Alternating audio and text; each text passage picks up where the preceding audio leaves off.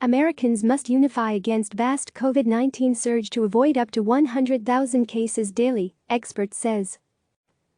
Surges in new COVID-19 infections have paused or rolled back reopening plans in at least 19 states as the nation's top infectious disease doctor offered a bleak warning. Americans need to take sensible measures to curb the spread or risk seeing 100,000 new cases a day. We are now having 40,000 cases a day. I would not be surprised if we go up to 100,000 a day if this does not turn around, director of the National Institute for Allergy and Infectious Diseases Drive, Anthony Fauci told the Senate Health, Education, Labor, and Pensions Help Committee hearing. Turning it around will take a coordinated collaborative effort, he said at the hearing, not the disparate responses the nation has shown so far. But without strong national leadership, that coordination may be up to mayors and governors, according to Dr. William Haseltine, a former biotechnology executive and professor at Harvard's Medical and Public Health Schools. This situation is now so grim and is getting worse by the day, he said. From now on, they know it's in their backyard and their job to take care of it if no one else does. Most of the U.S. has the pandemic in their backyard, with only 2 states showing a downward trend in cases from last week. The surge comes as restriction-fatigued Americans increasingly gather in large groups for summer recreation. Precautions like social distancing and mask wearing are meant to help people enjoy themselves within the safe guidelines, Fauci said. We should not look at the public health endeavors as being an obstruction to opening up. We should look at it as a vehicle to opening up, he said. Turning the tide means more masks and less bars. The measures health experts tout to curb the virus are especially important considering more than 90% of the country has not experienced the virus, meaning herd immunity could still be years away, Dr. Robert Redfield, director of the U.S. Centers for Disease Control and Prevention, CDC, told the Senate Health Committee on Tuesday. Both Redfield and Fauci stressed the importance of widespread masks, which experts have encouraged for months even as President Donald Trump has noticeably foregone them. An environment with universal masks is fundamentally the most important thing we can do, Redfield said. What people shouldn't do in this pandemic, Fauci said Tuesday, is head to the bar. Bars, really not good, really not good. Congregation at a bar, inside, is bad news. We really have got to stop that, Fauci said Tuesday. Without those measures, Fauci said, the U.S. will continue to be in trouble.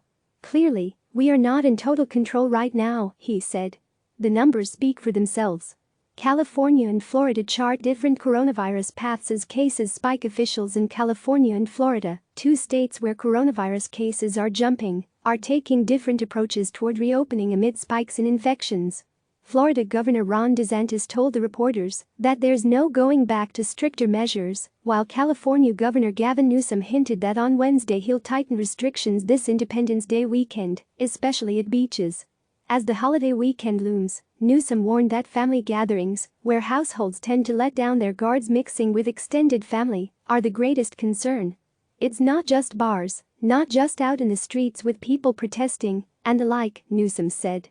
Newsom ordered bars in 7 counties to close over the weekend and said he will announce more restrictions on Wednesday. Newsom has repeatedly promised that reopening the state comes with the ability to toggle back if necessary. Responding to a reporter's question about the beaches being closed in Los Angeles County for the Independence Day weekend, the governor hinted that state beaches could be part of his announcement. In Florida, DeSantis assured reporters that his state can deal with the uptick in cases and it's not necessary to shut down shops and restaurants. We're not going back, closing things, he said. I mean, people going to business is not what's driving it. DeSantis's message to Floridians, particularly the younger ones, protect the vulnerable.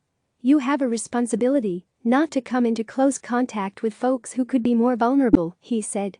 Many cases are undetected. Cases in Florida have increased more than 50% from last week, and experts have warned the state could become the next epicenter, similar to New York in the spring.